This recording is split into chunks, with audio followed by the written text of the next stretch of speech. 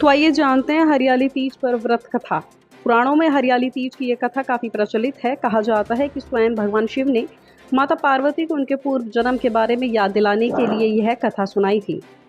शिवजी जी कहते हैं, हे पार्वती, तुम बहुत समय पहले की बात है जब तुमने हिमालय पर मुझे वर के रूप में पाने के लिए कठोर तप किया था। इस दौरान तुमने अन्न जल त्याग कर सूखे पत्ते चबाकर दिन बिताए थे और मुझे वर के रूप में पाने के लिए तुमने किसी भी मौसम की कोई परवाह नहीं की और तुमने निरंतर तप किया।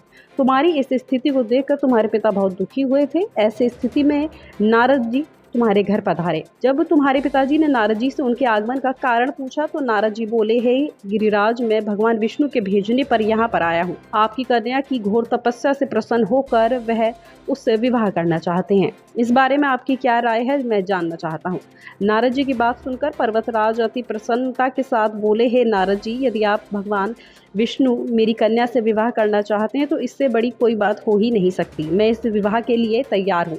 जिसके बाद तुम्हारे पिता की स्वीकृति पाकर नारद जी विष्णु जी के पास गए।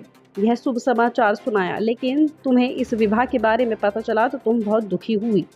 तुम मुझे मन ही मन अपना पति मान चुकी थी। तुमने अपने व्याकुल मन की बात अपनी सहेलियों को बताई।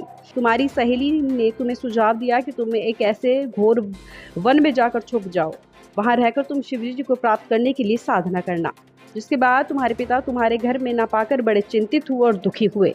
वह सोचने लगे कि जब विष्णु जी की बारात लेकर आएंगे तो तुम घर पर ना मिली तो तुम्हारी खोज में वह क्या करेंगे। जिसके चलते उन्होंने धरती और पाताल एक कर तुम्हें ढूंढने की कोशिश की, लेकिन तुम ना मिली।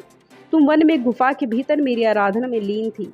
तब भद्रपद तृतीया शुक्ल को तुमने रेत से एक शिवलिंग का निर्माण कर मेरी आराधना की, जिससे प्रसन्न होकर मैंने तुम्हारी मनोकामना पूर्ण की। जिसके बाद तुमने अपने पिता को कहा कि पिताजी, मैंने अपने जीवन का लंबा समय भगवान शिव की तपस्या में बिताया है और भगवान शिव ने मेरी तपस्या से प्रसन्न होकर मुझे स्वीकार भी कर लिया है। अब मैं आपके साथ एक शर्त पर चलूंगी कि आप मेरा विवाह भगवान शिव के साथ ही करेंगे। पर्वतराज ने तुम्हारी इच्छा स्वीकार कर ली और तुम्हें वापस घर लेकर गए। कुछ समय बाद उन्होंने पूरे विधि विधान के अनुसार हमारा विवाह करवाया। भगवान शिव ने कहा इसके बाद कहा कि हे पार्वती, तृतीया को तुमने मेरी आराधना करके जो व्रत किया था उसी के परिणाम स्वरूप हम दोनों का विवाह संभव हो सका। इस व्रत का महत्व यह है कि मैं इस व्रत को पूर्ण निष्ठा से करने वाली प्रत्येक स्त्री को मनोवांछित फल देता हूँ। भगवान शिव ने पार्वती जी से कहा कि इस व्रत को जो भी स्त्री पूरी श्रद्धा से करेगी उसे तुम्हारी तरह अचल सुहाग प्राप्त होगा।